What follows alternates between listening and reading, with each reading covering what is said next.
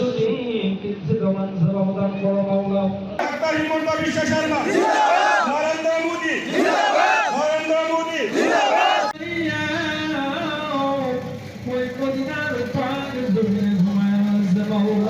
নরেন্দ্র মোদী জিন্দাবাদ, দিন হচ্ছে বিজেপি জিন্দাবাদ, নগাঁও জেলা বিজেপি জিন্দাবাদ। ইয়ার মাঝে কত রকমের বলবে তুমি হয়ে গেছে মাওলা।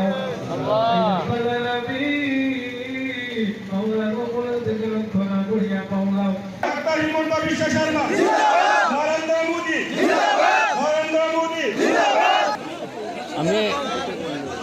আমি বিজেপি ভাল পাওঁ। বিজেপি ভাল পায়। আমি খাদিমকো আমি ভাল পাওঁ, তাত টিকেটটো দি দিব। খাদ্যমূলক আপোনালোকে ওচৰৰ সকলো ৰাইজে খাদ্যমূলক ভোট দিব। ওচৰৰ ৰাইজে আমি সকলোকে আমি ভোট দিম খাদ্য।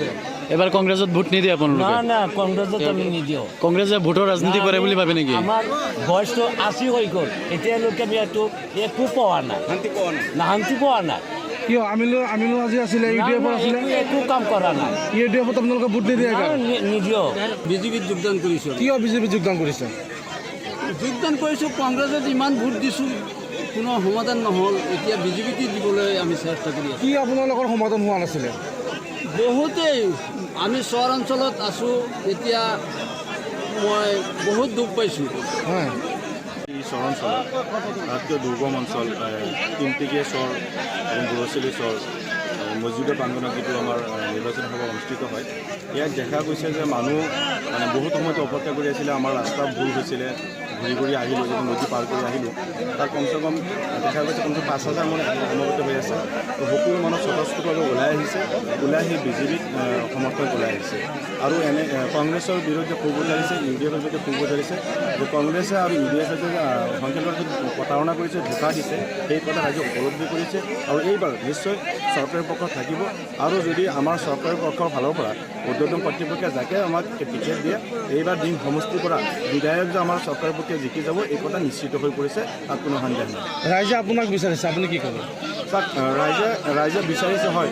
এতিয়া যদি আমাক চৰকাৰে উৰ্ধ্বতন কৰ্তৃপক্ষে যাকে টিকেট দিয়ে, আমি ৰাইজ তাৰ লগতে থাকিব। আৰু হয়, যদি চৰকাৰ আমাৰ উৰ্ধ্বতন কৰ্তৃপক্ষে যে মোক সুবিধা দিয়ে স্পেচিয়েলি যে টিকট প্ৰদান কৰে, দেখা গৈ আছে যে ৰাইজে যথেষ্ট সঁহাৰি পাই আছোঁ। যিমান ৰাজ্যৰ মাজত সোমাইছোঁ, যিমান আমি মিটিং কৰিছোঁ, যিমান দুৰ্গম অঞ্চলত সোমাই আছোঁ, সিমানে আমি সঁহাৰি বেছি পাই আছোঁ। আৰু ইয়াৰ পৰা উপলব্ধি কৰিব পাৰি বিধায়কো জিকিব, আৰু আমিও ইনশাল্লাহ বহুত ছাপোৰ্ট কৰিম। আপোনাৰ নেতৃত্বত চহৰ অঞ্চলত হাজাৰ হাজাৰ সংখ্যালঘু ৰাইজে বিজেপিত যোগদান কৰি আছে, কিন্তু মুখ্যমন্ত্ৰীয়ে বাৰে বাৰে মুছলমানক যি কথা কয়, তাৰ প্ৰতি আপুনি কি ভাবিব? চাওক, কিন্তু গাত পাতি ল'ব নালাগে, কাৰণ চহৰ অঞ্চলৰ মুছলমানে যে কয় সেনেকৈ নহয় কথাবিলাক। যে CM ছাৰে কৈছে যে 71 পিছত যিসকল আহিছে সেইসকলক কৈছে, আৰু আমাৰ চহৰ অঞ্চলত সেনেকুৱা মানুহ নাই নহয় যে 71 পিছত অহা মানুহ নাই, দেখা পোৱা নাই। যদি কোনোবা আছে আমি সেইসকলক আমি ছাপোৰ্ট নকৰোঁ। আৰু যিসকল আছে ইয়াত সকলোৱে 71 আপোনাৰ NRC আছে, লিগেচি ডাটা চবৰে আছে। 71 আগত অহা মানুহ এইসকল মানুহ। আগতে সংখ্যালঘু ৰাইজসকলে বহু ক্ষেত্ৰতো বুজি পোৱা নাছিল। তেওঁলোকে ভাবিছিল ইউডিএফ আৰু কংগ্ৰেছে আমাৰ কথা, কিন্তু লাহে লাহে দেখিছে যে বহু সময় ধৰি কংগ্ৰেছে ৰাজত্ব কৰিলে আমাৰ সংখ্যালঘু ৰাইজৰ যিখিনি মৌলিক সমস্যা তেওঁলোকে কিন্তু সমাধান কৰিব নোৱাৰিলে। আজি যিমানবিলাক আইন আছিল কংগ্ৰেছে বিভিন্নতে উদ্ভাৱন হোৱা, এইখিনি মাত্ৰ বিজেপি চৰকাৰখনে বা বিজেপি দলে ইমপ্লিমেণ্টেশ্যনহে কৰিছে। কিন্তু ইয়াৰ আগতে ভোটাই হওক, আপোনাৰ এই যে PGI VGI হওক, বা গৰাখহনীয়াত এখন গাঁও ধৰি লওক সম্পূৰ্ণভাৱে গৰাখহনীয়াত ডুব গৈছে, সেই মানুহখিনি ক'ত যাব? সেই মানুহখিনি নিশ্চয় কোনোবা জেগাত আহি বাস কৰিছে। সেই মানুহসকলক যদি আগতেই যদি মাটি পট্টা দি যোৱা হ'লে আজি এইখিনি সমস্যাখিনি নহ'ল। সেইকাৰণে এতিয়া ৰাইজে বুজি পাই উঠিছে। আজি চাওক, পবিত্ৰ এটা জলচা, য'ত আমাৰ মানুহসকলে ইয়াত আপোনাৰ মহান আল্লাক হেৰি কৰে, তেখেতৰ হৈ তিলুৱাত কৰে।